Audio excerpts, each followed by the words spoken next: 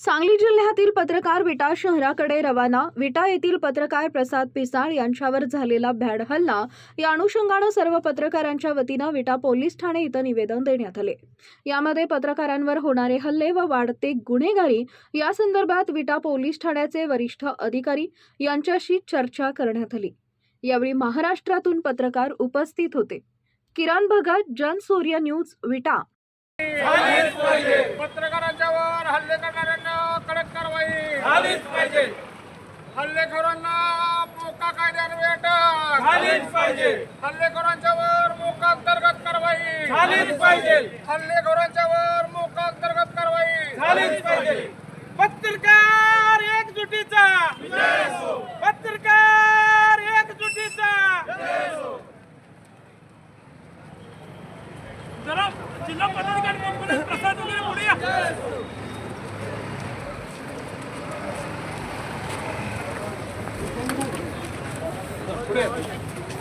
पत्रकारावरती हल्ला करणाऱ्या आरोपीला शिक्षा. पत्रकारावरती हल्ला करणाऱ्या आरोपीला शिक्षा. पत्रकार एकजुटीचा पत्रकार एकजुटीचा विटा शहर गुन्हेगार मुक्त झालंच पाहिजे. विटा शहर गुन्हेगारी मुक्त झालंच पाहिजे. प्रसाद पिसाळवर हल्ला करणाऱ्या गुन्हेगारांना स्थानबद्ध केलंच पाहिजे. मोकाची कारवाई झालीच पाहिजे. सर्वांच्या वतीनं आज विटा पोलीस ठाण्यावर मोर्चाचे नियोजन केलेलं आहे. काल या संदर्भामध्ये जिल्ह्यातील सर्व पत्रकारांनी ते पोलीस प्रमुख त्याचबरोबर जिल्हाधिकारी यांना निवेदन दिलं आणि प्रत्यक्ष कारवाईची मागणी केलेली आहे. खरं तर आपण बघत असाल की या शहरामध्ये फिरस्ते काय बहुरूपी वगैरे येतात की जे पोलिसांचे ड्रेस घालून काम करतात.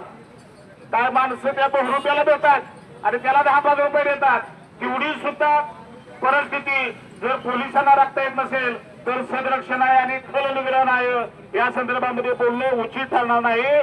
त्याच्यामुळे आमची सांगली जिल्ह्याच्या पोलीस दलाला विनंती आहे की या संदर्भामध्ये अशा पद्धतीने कायदा हातात घेऊन जे कोणी गुन्हेगार असतील ते कुठल्या पक्षाचे कुठल्या नेत्याचे आणि कुणाच्या डावे उजवे अगलतले बगलतले असतील तर त्यांची गळ करू नका. त्यांच्या कठोरातली कठोर कारवाई करा की जेणेकरून या खानापूर तालुक्यामध्ये अशा पद्धतीच्या घटना परत होऊ नयेत अशा पद्धतीची विनंती करतो आणि या झालेल्या घटनेचा तीव्र शब्दामध्ये निषेध करतो.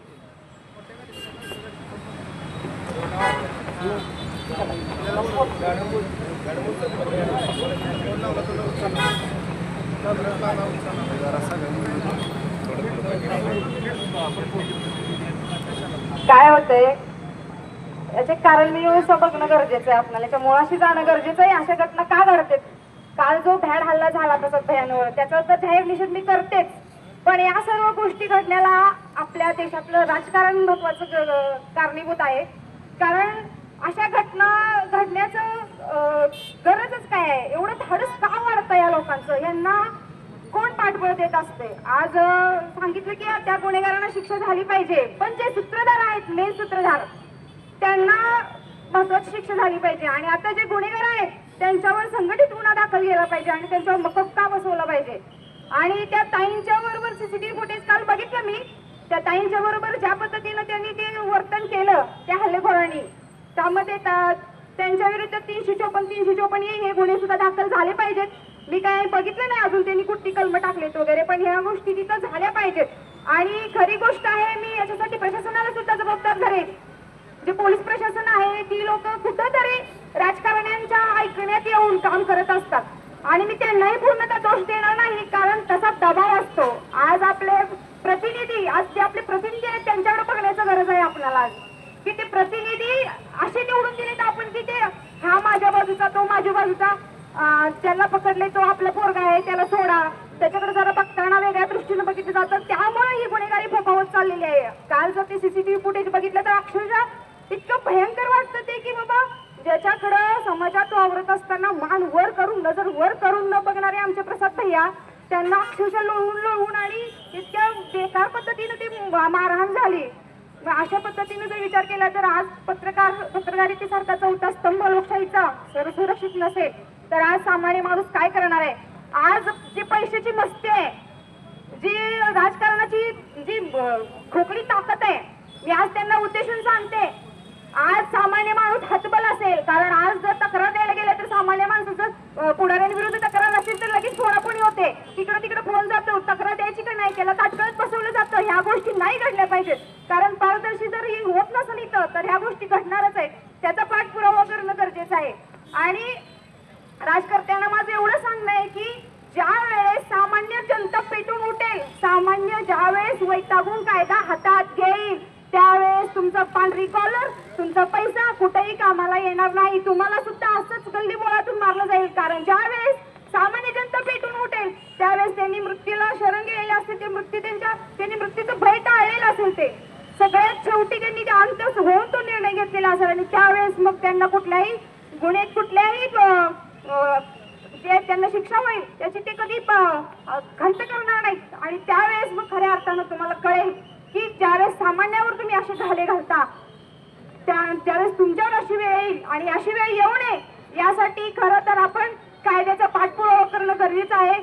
आणि अशी संघटित गुन्हेगारी त्यांच्यावर खरंच मकोका बसवा. त्यांना कुठल्याही परिस्थितीमध्ये जामीन झालाच नाही पाहिजे. अशी लोक जामिनावर सुटली जातात, पॅरोलवर सुटली जातात. आणि अशा लोकांचं अजून एक महत्वाचं सांगायची गोष्ट, एखादा गुन्हेगार जर गुन्हा करून पॅरोलवर सुटतो किंवा जामिनावर सुटतो त्यावेळेस मोठाली पोस्टर लावून त्यांचे वाढदिवस साजरे करणारे कोण असतो? कोण साजरे करते त्यांचा वाढदिवस? कोण पाठबळ देत असतं? अशा पाठबळ देणाऱ्या नेत्यांना सुद्धा आपण मिठीस धरलं पाहिजे. त्यांनी अशा गोष्टी नाही केल्या पाहिजेत. एवढंच मला या ठिकाणी सांगायचं आहे. या गोष्टीचा पाठपुरावा करणं गरजेचं आहे. पत्रकारावरील झालेल्या हल्ल्याचा निषेध करण्यासाठी इथे आपण सर्व राजकीय व सामाजिक लोक जमले आहोत.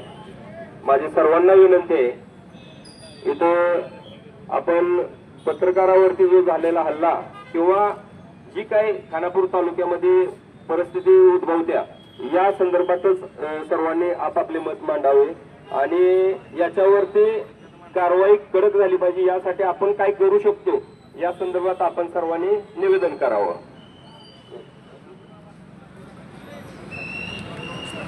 मी राजू सोमू राठोड समस्त खानापूर तालुका बंजारा समाज यांच्या वतीने पत्रकार बंधूस जी झालेली गोष्ट आहे त्याच्याबद्दल आम्ही त्याला निषेध करून समस्त आमचा समाजाचा त्यांना पाठिंबा आहे एवढं सांगायचं. आणि काही प्रशासकीय अधिकारी असे आहेत की बाबा एखादी जर कोर्टात केस चालू असतील आणि 300, 400 पैलवानं घेऊन मागच्या 15 दिवसामागं आमच्या एका ठिकाणी घटना घडली, कब्जे घेतली ती. आणि प्रशासन म्हणतंय की तुम्हाला 10 दिवस मुदत देतो, त्यानंतर ती पुन्हा येते ती पुन्हा 10 दिवसांनी येऊन पुन्हा कंपाऊंड झाली ती. म्हणजे प्रशासन झेज झाली ती असं मला वाटायला लागलंय आता. म्हणजे कोर्ट बी राहिलेलं नाही, प्रशासन अधिकारीच म्हणते ती की बाबा तुम्हाला 10 दिवसाची मुदत आहे, 10 दिवसात तुमचं काय असेल ती बघा, नाही तर मग 10 दिवसांनी ती कंपाऊंड घालणार. कोर्टात एखादी केस असताना अधिकाऱ्यांचं काम काय आहे बाबा, जी आहे ती कोर्ट मॅटर आहे ती कोर्ट मॅटरच असावा. हॅलो, यानंतर ऍडव्होकेट शौर्या मॅडम. मी मगाशी सूचना केल्याप्रमाणे सर्वांनी आपलं मत.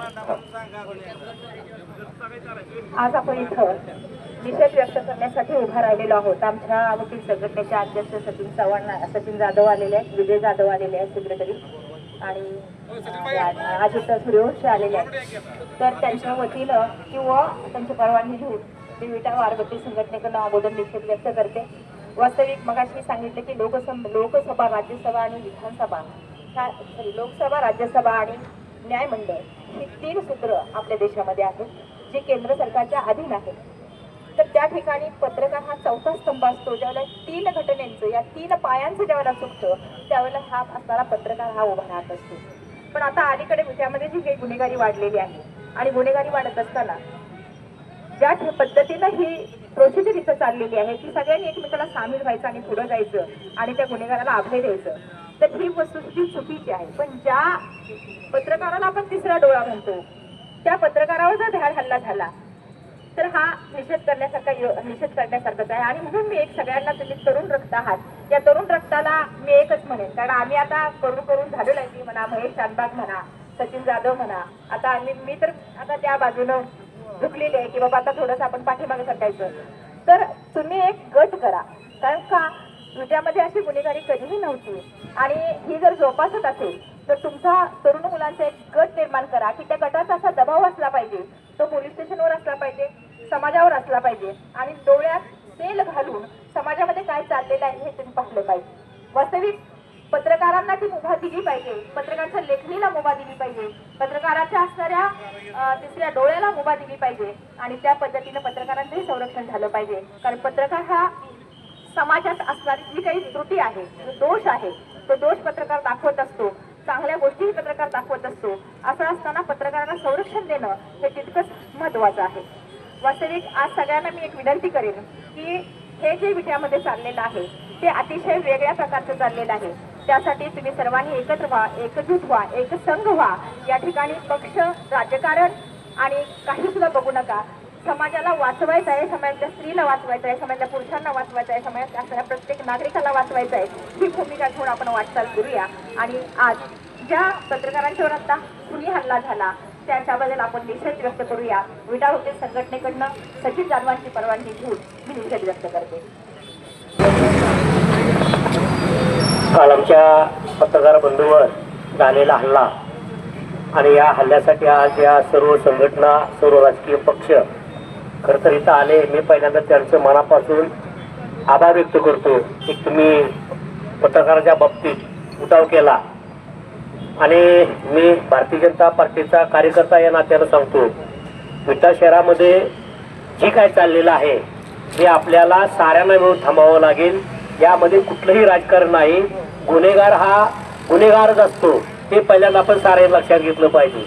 आणि पत्रकारांच्या बाबतीमध्ये आम्ही कायम सर्वजण 10 पावलं पुढे असणार आहे. आणि मला प्रशासनाला विनंती आहे, जर तुम्ही या गुन्हेगाराची धिंड काढत नसला तर ते गुन्हेगार आमच्या हातात द्या, आम्ही या शहरामध्ये त्यांची धिंड काढतो.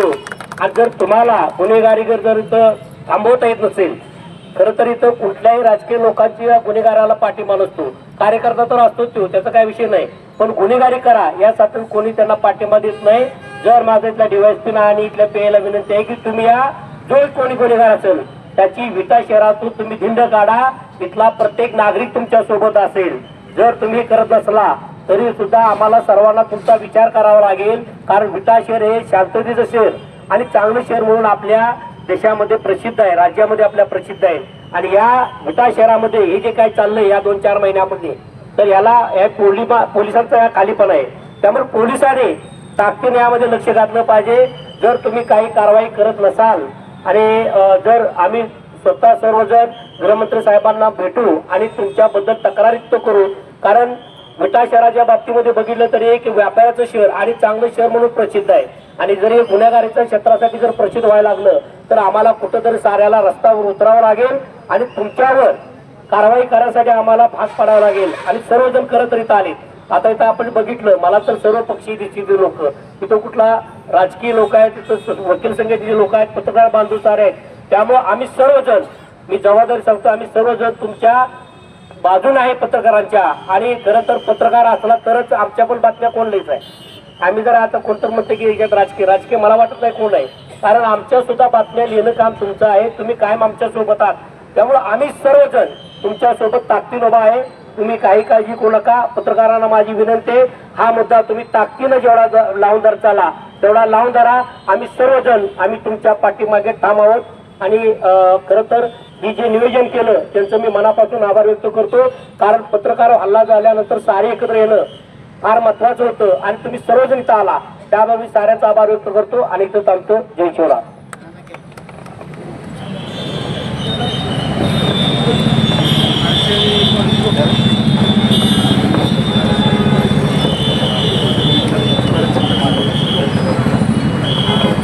आज आपण सर्व पक्षीय, सर्व नेते मंडळी आज ज्या कारणासाठी जमलो आहे ते म्हणजे आपल्या पत्रकार बांधवावरती ज्या पद्धतीनं जो काही भ्याड हल्ला झाला आहे त्या संदर्भामध्ये आपण इथं जमलो आहे. ते काल फुटेज व्हायरल झाले CCTVचे ऑफिसमधले, ते जर तुम्ही पाहिले, बातम्यात अनेक बातम्यात ते व्हायरल झालेले आहे. तुम्ही जर पाहिले तर ती पाहता क्षणी अक्षरशः मन तुमचं हादरून जाईल त्या पद्धतीने त्यांना मारण्याचा प्रयत्न केला ते अशा पद्धतीने गेले होते की त्यांना तिथं मारूनच टाकायचे. कारण का त्या ऑफिसमध्ये ते फक्त दोघेच होते, ते आमची भगिनी आणि आमचे मित्र प्रसाद पिसाळ. ते एवढ्या ताकदीने गेलेले होते त्या ठिकाणी. ते जर दोघे जर त्या क्षणी जर एकामेकाला मध्ये पडले नसते तर या हरामखोरांनी अक्षरशः त्यांना जीव मारला असतं. एवढ्या ताकदीने त्या ठिकाणी ते गेलेले होते. पण हे सगळं प्रकरण परवा दिवशी ज्या वेळेला पोलीस प्रशासनाच्या बाजूने बातमी लिहिली प्रसाद पिसाळांनी, त्यावरून हे सगळं चालू झालेलं आहे. एक व्यक्ती पोलीस प्रशासनाची बदनामी करण्यासाठी सह्याची मोहीम युट्यामध्ये राबवत होता. काही नागरिकांनी त्यांना फोन करून सांगितलं आमच्याकडून सह्या घेतल्या जाते आणि त्या सह्या कशासाठी घ्यायला लागलेत आम्हाला काही कल्पना नाही. पण आम्हाला असं समजतं की पोलीस स्टेशन चांगलं काम करत नाही, पोलीस हप्ते खातेत वगैरे वगैरे, आणि त्यांच्या विरोधामध्ये तक्रार करण्यासाठी आपल्याला ह्या सह्या घ्यायचे. मग जेव्हा प्रसाद पिसाळांना ज्या वेळेला फोन आले त्यावेळेला त्यांनी त्या बातमीमध्ये ते सर्व विषय मांडला. त्यानंतर तो कोण विनोद सावंत आहे त्याने त्या दुपारी फोन करून विचारलं तुम्ही माझी बदनामी वगैरे करताय, तुम्हाला काय माझ्याकडून काय हप्ते वगैरे पाहिजेत का. प्रसाद पिसाळांनी त्यावेळेला त्याला सांगितलं की माझे उद्योग नाहीत, ते कदाचित तुझ्या असतील, तुला जर माझ्याबद्दल काही तक्रार आहे तर तू पोलीस स्टेशनला जा आणि त्या ठिकाणी तू दे. तो काय त्या दिवशी पोलीस स्टेशनला गेला नाही. त्या संध्याकाळी नंतर तो दारू पिऊन बाहेर त्या घराखाली गेला. त्यांच्या घराखाली पुन्हा वादविवाद झाला. त्यानंतर प्रसाद पिसाळांनी नानांना फोन केला. नाना त्यावेळेला तिथे पोलीस स्टेशनला हजर झाले. त्यानंतर मी तिथं हजर झालो. त्याला समज दिली. त्याला समज दिल्यानंतर त्यावेळेला PI आणि आपल्या विभागाचे DYSP त्या ठिकाणी नव्हते.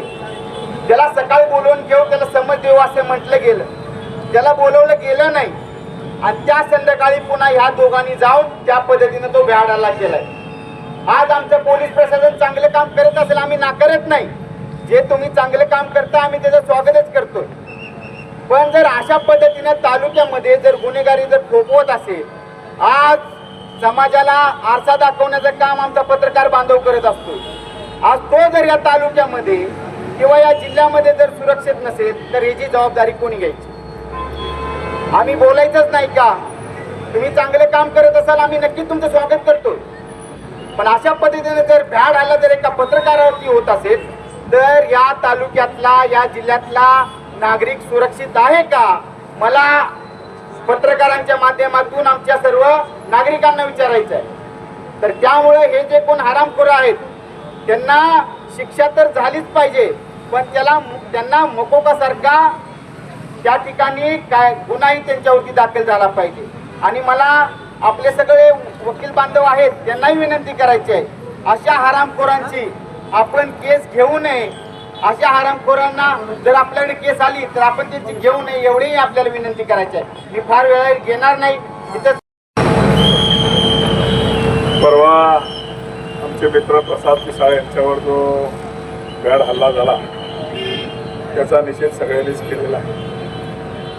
परंतु गेल्या 4-6 महिन्यामध्ये जे विट्यामध्ये आणि खानापूर तालुक्यामध्ये जो प्रकार सुरू आहे, मला वाटते पहिलं आपण नेहमी उदाहरण द्यायचो की आपल्या जिल्ह्याचा बिहार झाला की काय. आता तो बिहारचं नाव चांगलं झालं. बिहारमध्ये बऱ्यापैकी सगळे सुधारले. पण दुसरं आपण उदाहरण देतो, आता आमचा काही बीड झाला की काय.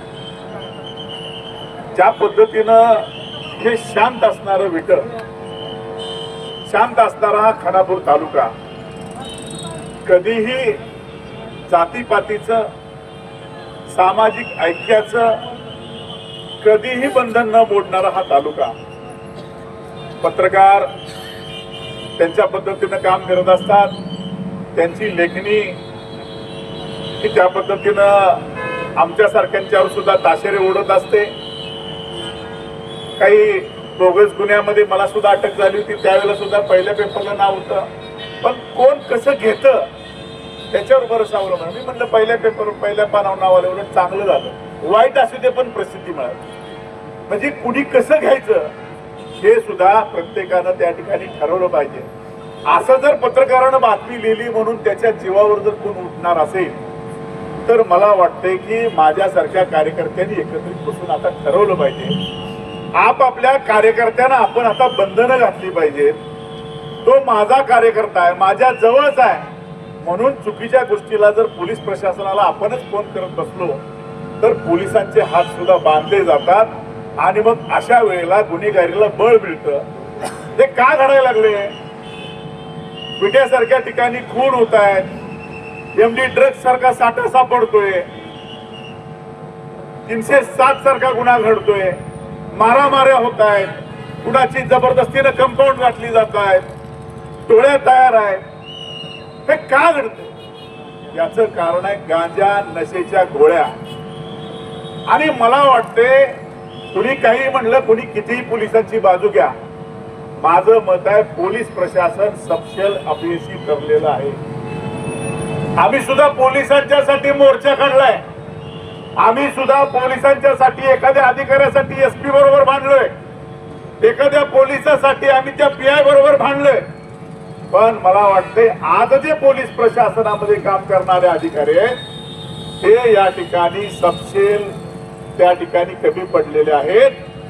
आज त्यांचा जरब राहिलेला नाही. माझं मत आहे की जर एखादा चुकीचं काम करत असेल तर तो कुठल्याही पार्टीचा असू द्या, कुठल्याही नेत्याचा असू द्या, त्याला ही शिक्षा झालीच पाहिजे. त्याशिवाय तिथं सुधारणा होत नाही. मला अनेक वेळेला आमचे कार्यकर्ते राजू वगैरे म्हणायचे, बापू तुमच्याजवळ मुलं काय येत नाहीत माहित आहे. म्हटलं का? तुम्ही त्या ठिकाणी दारू पिलं तर त्यांना चुकीचा सल्ला देता. तुम्ही सांगता पेत जाऊ नको, व्यसन करून माझ्याजवळ येऊ नको, भांडणं करून माझ्याजवळ येऊ नको. मी सांगितलं एकही कार्यकर्ता नशेडा, दारुडा आणि चुकीचं वागणारा माझ्याकडे नाही आलं तर चालत, त्याच्यावर काही माझं घर चालत नाही. परंतु चांगली पिढी घडवणं, चांगली मुलं घडवणं हे आपलं काम आहे. आणि म्हणून माझ्यासह प्रत्येक राजकीय पक्षाच्या पदाधिकाऱ्यानं स्वतःला आचारसंहिता घालून घेतली पाहिजे की चुकीचं काम करणाऱ्या कार्यकर्त्याला कधीही पाठीशी घालू नका. तर आणि तरच या ठिकाणी आपलं विटा सुसंस्कृत राहील. यासाठी मी परवा दिवशीच एका कॉन्स्टेबलला सांगितलं, तुझ्या साहेबाला सांग की विट्यातल्या सगळ्या राजकीय नेत्यांची, सगळ्या सामाजिक कार्यकर्त्यांची, सगळ्या संघटनांची एक बैठक लावा आणि या ठिकाणी सांगा की आपल्याला जर परत पूर्वपदावर हे विटा आणायचं असेल तर आपल्याला सगळ्यांनी प्रत्येकानं ठरवून घ्या की आम्हाला चुकीच्या गोष्टी पोलीस स्टेशनला या ठिकाणी फोन येता कामा नये. आणि पोलिसांनी सुद्धा, आम्ही म्हणणार नाही सगळे पोलीस या ठिकाणी भ्रष्ट आहेत, परंतु कशात हप्ता घ्यावा आणि कशामध्ये या ठिकाणी चुकीच्या गोष्टीला समर्थन करावं हे सुद्धा पोलिसांनी स्वतःला ठरवून घेतलं पाहिजे. आणि म्हणून आमची विनंती आहे की प्रसादवर हल्ला झालेला हा दुर्दैवीच आहे, त्याचं नशीब बलवत्तर, त्या मायमाऊलीचं माझ्या नशीब बलवत्तर, म्हणून दोघांनी एकामेकाला साथ देऊन या ठिकाणी ते सुरक्षित बाहेर पडले. परंतु त्या आरोपीची मानसिकता का झाली? कोण नशेच्या गोळ्या पुरवते, कोण गांजा पुरवते, याच्या खोलात तुम्ही आम्ही जाणार आहे का नाही? स्टँडवर नावाला पोलीस, कॉलेजवर नावाला पोलीस, पण त्या कॉलेज परिसरामध्ये कोण त्या ठिकाणी टार्गेट करते कॉलेजला, कोण शाळांना टार्गेट करते, कोण एसटी स्टँडवर टार्गेट करते, त्याच्या खोलात तुम्ही आम्ही जाणार आहे का नाही? टोळ्याच्या टोळ्या झालेत, सरदार मात्र निवांत असतो आणि जी टोळी असते त्या टोळीतले कलाकार मात्र बिघडलेले असतात. मी म्हणतो एक वेळ दारू पेलेला परवडला, परंतु नशा करणारा अतिशय बेकार, त्याला समोर दिसतच नाही तो कोण आहे. त्याला एवढंच माहित असतं आपला जेवढा आहे तेवढा रात सगळा त्या समोरच्या व्यक्तीवर काढायचा. हे मात्र न परवडणार आहे. एखाद्या घरातला एक व्यक्ती आमच्यासारखं नेतृत्व करणारा व्यक्ती जर त्या ठिकाणी त्या हल्ल्यामध्ये जर मेला तर ते कुटुंब पोरकं होतं, त्या कुटुंबाची वातावरण होऊन जाते. याचा सुद्धा विचार या ठिकाणी आपण केला पाहिजे. माझं मत आहे पुष्पाताईंनी मत मांडल्या पद्धतीनं आता जनतेचं सुद्धा उठाव होणं गरजेचं आहे. लोकांनी सुद्धा आता या ठिकाणी कुठल्याही पद्धतीनं आपण कुठलीही ताकद, कसलीही ताकद असली तर त्याला ठेचायची तयारी ठेवली पाहिजे. मग कुठलाही राजकीय नेता येऊ, चुकीच्या गोष्टीला लोकांनी सुद्धा या ठिकाणी विरोध केला पाहिजे. एवढीच विनंती करतो. या हल्ल्याचा मी या ठिकाणी निषेध करतो. भविष्यात जर असं घडवायचं नसेल तर पोलीस निरीक्षक साहेब आपण आपली ताकद या ठिकाणी चांगल्या कामासाठी लावावी. एवढीच या ठिकाणी आपल्याला मी विनंती करतो. आमच्यासारखे कार्यकर्ते 100% तुमच्या पाठीमागे उभी राहण्याची भूमिका घेतील, एवढंच या ठिकाणी वचन देतो आणि थांबतो. जय हिंद, जय महाराष्ट्र. प्रसाद पिसाळ यांच्यावरती जो जीवघेणा हल्ला झाला त्याचा पहिला सोलापूर तालुक्यातील सर्व शेतकऱ्यांच्या वतीनं, शेतकरी सेनेच्या वतीने मी पहिल्यांदा निषेध करतो. आता काय चाललंय विट्यामध्ये आणि होतं काय विटा, आज अशी परिस्थिती काय यायला लागली, त्याला कोण खत पाणी घालायला लागलं, त्याचा शोध लागला पाहिजे. तुम्हाला सांगतो त्या विट्यामध्ये 1-2 अधिकारी होऊन गेले की त्याची काय दहशत होती. तर एक होते रामचंद्र घुगे आणि सर्जेराव गायकवाड. अहो घुगे साहेब आले त्यावेळी विट्यामध्ये एखाद्या गुन्हेगारानं चौकात यायचं कधी धाडस केलं नाही, चौकामधलं फिरायचं कधी धाडस केलं नाही. मारामारीचा विषय लांबच आणि पत्रकारांच्यावरती तर कधी चुकून हल्ला केलाच नाही. तर बंधूनं नुसते घुगे साहेब 3 वर्ष राहिले, तर त्याच्यानंतर 3 वर्ष सुद्धा त्यांची दहशत होती की या विट्यामध्ये कुठल्या गुन्हेगारानं कुणावरती हात उचलावा किंवा कुणावरती अन्याय करावा. अशी परिस्थिती घोगे साहेब गेल्यानंतर सुद्धा 3 वर्ष राहिली. म्हणजे अधिकारी कसा असावा, तर अधिकारी कसा असावा, तर त्या जो दहशतवादी आहे, जो अतिरेकी आहे, जो गुन्हेगार आहे, त्याच्यावरती दहशत बसली पाहिजे.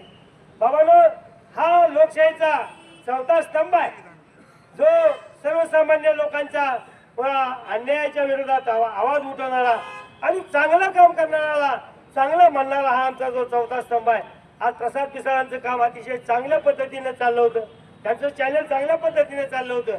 बघितल्यानंतर जर प्रत्येक वेळी पाहिलं तर त्यांच्या ज्या बातम्या असायच्या त्या अतिशय चांगल्या पद्धतीनं लोकांच्यापर्यंत पोहोचत होत्या, लोकांच्या मध्ये प्रबोधन होत होतं.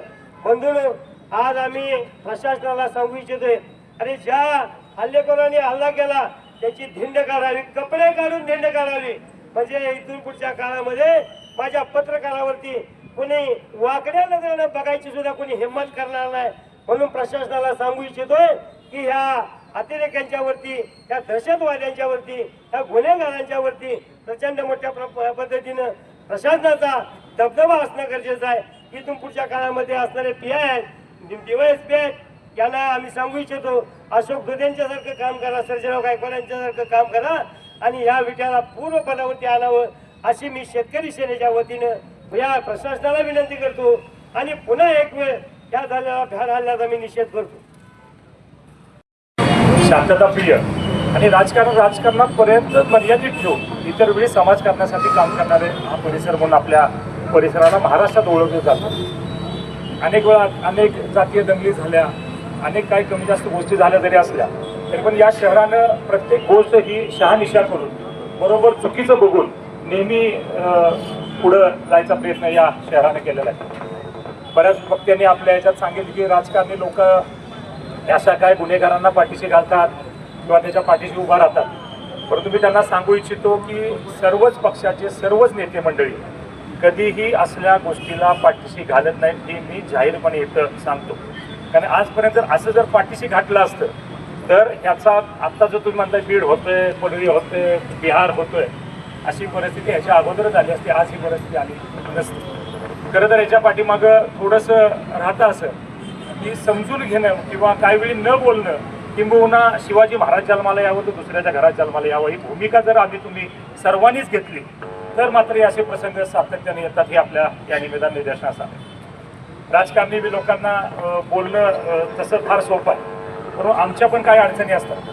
आम्हाला सुद्धा सगळ्यांना बरोबर घेऊन जायचं असतं. एखादा चुकत असेल तर त्याला तू परत अशी गोष्ट करू नकोस किंवा करत असेल तर त्याच्या कठोर कारवाई झाली पाहिजे अशीच भूमिका आम्ही घेऊन काम करत असतो. पोलीस प्रशासनाला तुम्ही कधीही विचारा, सगळ्याच राजकीय पक्षाचे नेते कधीही एखाद्याला सोडवा तो चुकलाय म्हणून फोन कुणी करत नाही. आणि हे आपल्यातलं राजकारणाचा एक मोठेपणा आहे आणि तो आजपर्यंत आपण सगळ्यांनी जपलेला आहे. त्यामुळे मी पुन्हा एकदा इथं नमूद करतो प्रशासनाला की आपण तुमच्या परीनं हे प्रशासनाची एक झरप या नागरिकांच्या वरती किंवा हे गुंडगिरी किंवा तसे वागणाऱ्या लोकांच्या वरती असलीच पाहिजे. त्याच्या बरोबरीनं तुम्हाला अनेक एलिमेंट्स माहीत असतात छोटे मोठे कोण कसा वागतोय, कोण काय करतोय, कोण काय विकतोय, कोण काय खातोय, कोण काय देतोय, कुठून येतं, काय येतं, या सगळ्या गोष्टी तुम्हाला माहीत असतात. जर तुम्हाला माहीत असतील आणि जर त्याला तुम्ही दुर्लक्षित करत असाल, किंबहुना जरी मी म्हटलो की आम्ही याच्यात भाग घेत नसलो तरी आमच्यातला कोण जर भाग घेत असला तरी ह्या गोष्टी तुम्ही निदर्शनास आणल्या पाहिजेत. आणि जोपर्यंत तुम्ही अशी भूमिका घेत नाही तोपर्यंत आम्हाला सगळ्यांना समजणार नाही की ह्याच्या पाठीमागे नेमकं घडवतंय कोण, की आम्हाला सुद्धा समजणार नाही. आज इथं चौकात येत असताना आम्हाला अभिमान वाटला नाही तर आम्हाला लाज वाटली की आजपर्यंत आम्ही चौकामध्ये आलो ते चांगल्या गोष्टीशी पाठबळ किंवा पाठीशी राहण्यासाठी आलो. अनेक वेळा प्रशासनाच्या पाठीशी सुद्धा राहण्याच्या निमित्तानं अनेक संघटना, अनेक नेते मंडळी आपापल्या परीनं ह्या चौकामध्ये येऊन तुमच्या पाठीशी उभा राहिले. हे अनेक प्रसंगात आम्ही अधोरेखित केलेलं आहे. म्हणून आज आम्हाला कमीपणा वाटतो. सातत्यानं ह्या 2-3 महिन्यामध्ये हे या घटणाऱ्या ज्या घटना आहेत त्यांना आम्हाला लाजीरपणा वाटतो. कुणाला आम्ही राजकीयदृष्ट्या ह्याच्यामध्ये हे नाही करत, फक्त एक विनंती करतो की आपण सगळ्यांनी एकत्रित येऊन राजकारण बाजूला ठेवून आज ज्या पद्धतीनं निषेधाच्या निमित्ताने इथे उपस्थित आहेत तसं मगाशी संजय बापू म्हणले त्या पद्धतीने प्रशासनानं आम्हा सगळ्यांना एकत्रित बोलवावं, किंबहुना आपण सगळेजण एकत्रित येऊया, कुठेतरी एका ठिकाणी बसूया. कोण याच्या पाठीमागं कशा पद्धतीनं जात आहे, तो कुणाचा आहे, कोण त्याला पाठबळ देतंय का, या गोष्टीची शहानिशा करूया. मात्र या विट्याला पुन्हा एकदा शांतताप्रिय, सृजनशील आणि चांगलं शहर किंवा हा परिसर आपला खानापूर तालुका जो या निमित्तानं जो प्रसिद्ध आहे ती एकत्रीकरणासाठी त्या पद्धतीची भूमिका सगळ्यांनी घेऊया. ही भूमिका या निमित्तानं मी मांडतो. प्रसादचा जीव वाचला. खरं तर मी त्या ताईचं या निमित्तानं आभार मानेन, धन्यवाद देईन की महिला असून सुद्धा अगदी रणरागिणी म्हणून ती त्याची उभा राहिली आणि तिच्यामुळं खरं तर प्रसाददादाचा जीव वाचला. प्रसादला लवकर बरं होईल, पण ज्यांनी त्याला तो भ्याड हल्ला केलाय त्यांच्यावरती कठोराकठोर कारवाई झालीच पाहिजे. आणि आमची जी भूमिका आहे ती सर्वांना बरोबर घेऊन जायची भूमिका या निमित्तानं आम्ही इथं मांडतो. धन्यवाद. अतिशय चुकीच्या पद्धतीचा भ्याड हल्ला झाला आणि त्याचा निषेध करण्यासाठी सगळ्या पक्षाचे सगळे कार्यकर्ते, सगळे सामाजिक कार्यकर्ते, सगळ्या संघटनांचे कार्यकर्ते इथं आले. या सगळ्यांचं मी आभार मानतो. कारण पत्रकार केवळ बातमी देणारा म्हणजे पत्रकार नाही, जो व्यक्त होतो, जो बोलतो, ज्याला राग येतो, तो संवेदनशील आहे, तो प्रत्येकजण पत्रकार आहे. आम्ही बातमी लिहितो म्हणजे आम्हीच पत्रकार असं नाही. तुम्ही इथं आलेले सगळेच पत्रकार आहात. आणि हा हल्ला एकटा प्रसादवरचा नव्हता, हा हल्ला अभिव्यक्ती स्वातंत्र्यावरचा होता. आणि खरंच आत्ता सगळेच जे नेते बोलले त्या सगळ्यांचं मी आभार मानेन. त्या सगळ्यांनी नेमकी परिस्थिती मांडली, पण खऱ्या अर्थानं आत्मपरीक्षण करायची गरज आहे. गेल्या 4 महिन्यात आपल्याला दिसतंय, पण हे निव्वळ 4 महिन्यातलं नाही ना. ह्याच्या पाठीमागं 5-10 वर्षाची पार्श्वभूमी आहे. एखादा गुन्हेगार एखादा पाकिट मार स्टँडवर पाकिट मारतो, त्यावेळेस जर तुम्ही त्याचा कान नाही पकडला, त्यावेळेस त्याच्या कानफडत नाही मारली तर तो मोठा सराईत गुंड होतो. आणि हे 4 महिन्यात दिसते. ही माणसं सराईत का झाली, कधी झाली आणि कशी झाली, त्याला जबाबदार कोण? निव्वळ राजकारण्यांच्याकडे बोट दाखवून, निव्वळ अधिकाऱ्यांच्याकडे बोट दाखवून किंवा निव्वळ पत्रकारांच्याकडे बोट दाखवून हे प्रश्न सुटणार नाहीत. प्रत्येक समाजातल्या प्रत्येक घटकांना आत्मचिंतन करायची गरज आहे. काल जर प्रसाद वाचला नसता, त्याला क्षणभर विचार करा, त्या माऊलीनं, त्या बहिणीनं जर प्रसादला मध्ये आली नसती आणि प्रसाद वाचला नसता तर इथल्या निषेधाला काही अर्थ नसता, इथं आपल्या आक्रोशाला काही अर्थ नसता. आज प्रसाद वाचला. प्रसाद आम्ही पत्रकार म्हणून जात्यात आहे. तुम्हाला असं म्हणायचं का अधिकारी सुपात आहेत? हे माजलेले भस्मासूर कदाचित पोलीस अधिकाऱ्यांना पण मारतील, नेत्यांना मारतील. नेते सुद्धा सुरक्षित नाहीत. मी विट्याचा म्हणून सांगताना अभिमान वाटायचं. ज्यावेळेस बाहेर गेलो की आज या अभिमान वाटतो कुठून आला तर विट्यासनं आला म्हणून. आज जर विट्यात वाल्मिक करार तयार होत असतील, असे गुंड तयार होत असतील आणि दिवसा डवळ्या घरात घुसून जर मारत असतील तर विट्यातल्या प्रत्येक घटकानं जबाबदारीने विचार करायला पाहिजे, आत्मचिंतन करायला पाहिजे. नेत्यांनी आपल्यासोबत कोण येतंय, कोण बसतंय, आपल्या मांडीला मांडी कोण. राजकारण शाश्वत नाही, सत्ता शाश्वत नसते. आज या देशात अनेक चक्रवर्ती सम्राट होऊन गेले. आज त्या लोकांची नावं सुद्धा लक्षात नाहीत. सत्ता कुठली शाश्वत नाही. त्यामुळे तुम्ही जे काम करता, एवढे सम्राट झाले पण छत्रपती शिवाजीराजा का लक्षात राहिला? तो माणूस त्याच्या कामात लक्षात राहिला. जर तुम्हाला काय करायचं असेल या शहरासाठी, तालुक्यासाठी, तर शाश्वत काम करा. तुमच्या आजूबाजूला कोण येतंय, कोण बसतंय, तुमची थाप कुणाच्या पाठीवर पडते, तुमच्या गाडीत कोण बसतंय, या सगळ्याचा विचार करा. आपण कुठल्या प्रवृत्तीला बळ देतोय? निवड नेत्यांनीच नाही, पोलीस ठाण्यातल्या अधिकाऱ्यांनी पण विचार केला पाहिजे. आपल्या पुळीवर तूप फोडायचं किती? आज तुमच्या समोर गुटखा विकला जातो, तुमच्या समोर मटका चालू आहे, सगळे अवैध धंदे सुरू आहेत आणि तुम्ही म्हणता की आमच्यावर बोलू नका, आमच्यावर लिहू नका. अरे माणसांच्या मुळावर जर उठत असेल हे सगळं तर लिहायचं नाही, बोलायचं नाही, तुम्हाला जाब विचारायचं नाही. म्हणजे तुम्ही ज्या खुर्चीत बसता ते शोभेची खुर्ची आहे का? जर एखादा अधिकारी PI असेल, पोलीस इन्स्पेक्टर असेल, तो जर त्याचं काम करत नसेल, आता दादा म्हटले आम्ही कोणासाठी फोन करत नाही, दादा मान्य आहे मला, तुम्ही कोणासाठी फोन करत नाही, पण ज्यावेळेस अधिकारी एखादा काम करत नाही त्याच्या गचुऱ्याला झालं ना तुम्ही का काम करत नाही. जर प्रशासनातले अधिकारी काम करत नसतील तर इथल्या सामाजिक कार्यकर्त्यांची, नेत्यांची आणि सगळ्या जनतेची पण जबाबदारी आहे अधिकाऱ्यांना जाऊन विचारणं. आजपर्यंत आपले सगळेच म्हणजे आम्ही पत्रकारांनी पण काय बंधनं पाळायला पाहिजेत. निवळ आम्ही नेत्यांना दोष देऊ, निवळ सामाजिक कार्यकर्त्यांना दोष देऊ. आम्ही बातमी देताना राजभाऊ आपली पण जबाबदारी आहे. आपण गांजाच्या झाडाला पाणी घालायचं का तुळशीच्या झाडाला पाणी घालायचं? आपण एखाद्याची बातमी देताना तो कुठल्या हेतून येतोय, तो निवेदन देतोय, ब्लॅकमेल करायला देतोय, पैसे हप्ते काढायला देतोय, पैसे उकळायला देतोय, आपल्या बातमीनं काय अपप्रवृत्ती पण मोठ्या होत आहेत, त्या पण मोकळ्यात आहेत. आपण पण जबाबदारीने वागायला पाहिजे, आपण पण भान ठेवायला पाहिजे. निवळ नेत्यांच्याकडे आपण नेत्यांना प्रश्न विचारू, अधिकाऱ्यांना जाब विचारू आणि आपण मोकळं राहू असं नाही चालणार. समाजातल्या प्रत्येक घटकानं जबाबदारीने वागलं पाहिजे. आणि आज उट्या शहरात जे काही चित्र वाजलंय, जी काही परिस्थिती आहे, स्पेशल टास्क फोर्स निर्माण करा अशी मागणी करायची. उट्यासाठी वेळ येत असेल तरी फार चिंताजनक आहे. ह्या सगळ्यावर सगळ्यांनीच विचार केला पाहिजे. निवळ माईकवर एक बोलायचं, समाजात गेलं की वेगळं बघायचं, वेगळं जगायचं असं नाही चालणार. प्रत्येकानं विवेकानं विचार करायला पाहिजे आणि येणाऱ्या परिस्थितीवर उद्याचं विटा शहर इथं शांततेनं जगता आलं पाहिजे. प्रत्येकाला शांततेनं नांदता आलं पाहिजे. आमच्या आया बहिणी दिवसा रात्री मध्यरात्री कधी इथं उजळ मात्याने फिरलं पाहिजे, समाधानाने फिरलं पाहिजे असं इथलं चित्र आहे. एकेकाळी विट्याचं चित्र तसंच होतं ना. विटा म्हटलं की अभिमान वाटायचा. आज सांगलीचे काल आमचे पत्रकार मित्र ज्यावेळेस विट्यासाठी टास्क फोर्स निर्माण करा अशी मागणी दादा तुम्ही केली, पण खरं तर ती मागणी तुम्ही करत होता आणि माझ्या मनात त्याच्या वेदना येत होत्या दादा, वाईट वाटत होतं. कारण विट्यासाठी अशी मागणी करावी लागते, लज्जास्पद आहे. आणि ही लज्जा इथल्या प्रत्येक घटकाला वाटली पाहिजे, नेत्यांना वाटली पाहिजे, पत्रकारांना वाटली पाहिजे.